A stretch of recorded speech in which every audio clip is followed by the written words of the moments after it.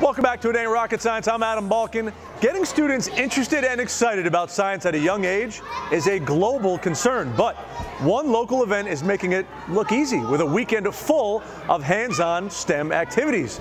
Our Tara Lynn Wagner checks out STEM Fest at Milwaukee's Discovery World. Several thousand people attended a major STEM celebration at Milwaukee's Discovery World. The weekend's activities were focused on science and engineering with some hands-on opportunities. I made lip balm. My favorite part for adding the smell. I kind of want to be like an architect, and it's like engineering. It makes it fun because science is usually boring to me.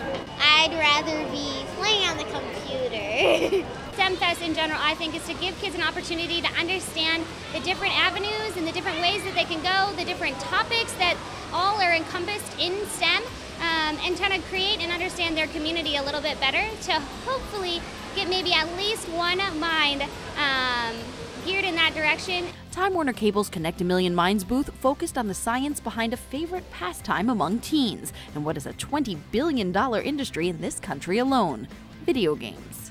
If we can get kids interested in physics and science and mathematics now through video games and they develop those skills, they won't have such a hard time when they're in school. I've always wanted a game that you can just explore without having to do constant tasks, but there's not a game like that yet. The way that we can relate to these kids is we give them a common ground. They've played video games before, and now they're seeing that we made these video games, and they can actually say, hey, I can actually make this myself too if I put the effort in and I learn how to do it. So it gives them kind of the motivation to get interested not only in engineering and everything, but also get interested in something that they do in their spare time. Who knows, maybe even maneuver their way into a STEM career. For It Ain't Rocket Science, I'm Tara Lynn Wagner. College students are doing their part to jump into the digital world as well, but their version of fun is a bit different than coding video games. They're engineering the security systems of the future and, in a sense, training to become cyber cops. It's internet espionage, and although these students may not look like spies, they're working to break through firewalls and crack computer codes in the Cybersecurity Awareness Week competition at New York University's Polytechnic School of Engineering. It's kind of like challenge-based. So there's a set of challenges that you have to figure out what's going on and find flags based off that. Seesaw is a Jeopardy-style competition, so what you have is a bunch of challenges on a Jeopardy board.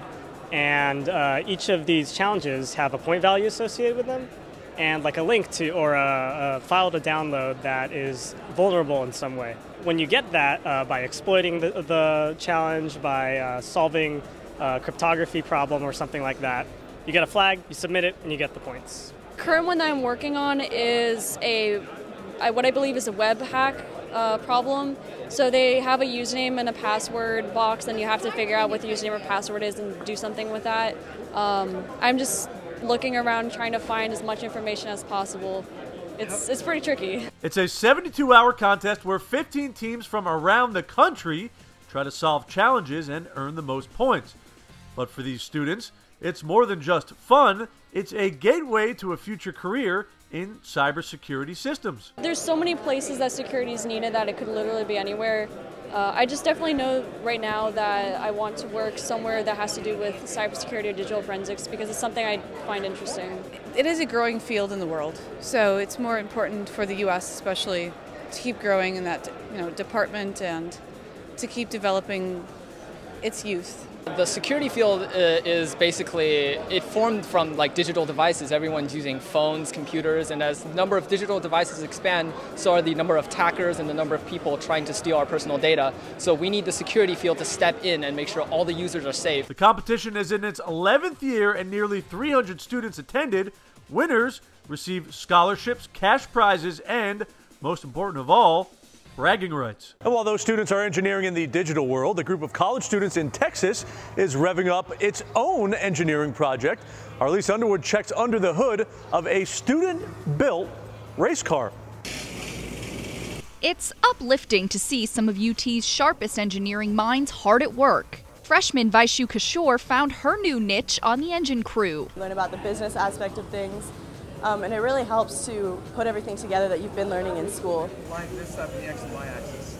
Also, it has been a really nice place to find friends. There are a lot of people that, like-minded. Building a race car is certainly cool, but it's not the main reason they get up early every Saturday morning. It's so they can take their skills to Nebraska for the Formula SAE competition.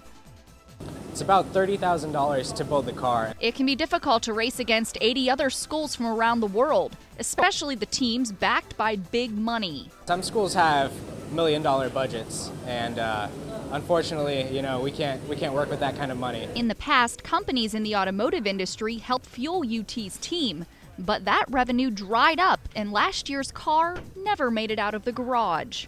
This year, there's a new plan to raise money. With a little student creativity and some help from community connections, the Longhorn third brake light hit the ground running. I saw it, and several of us started thinking that we could sell a whole lot of these and support the team. And I think it would just be awesome to see the car do well, to see all of your hard work pay off, everything that you put in during the season.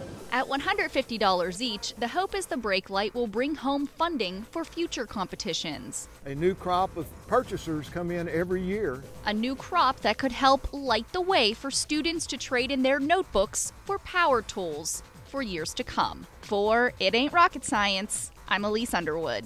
Well, that wraps up this episode of It Ain't Rocket Science. As always, to find more hands-on science, technology, engineering, and math opportunities in your community, head over to www.connectamillionminds.com. And until next time, it's been a blast.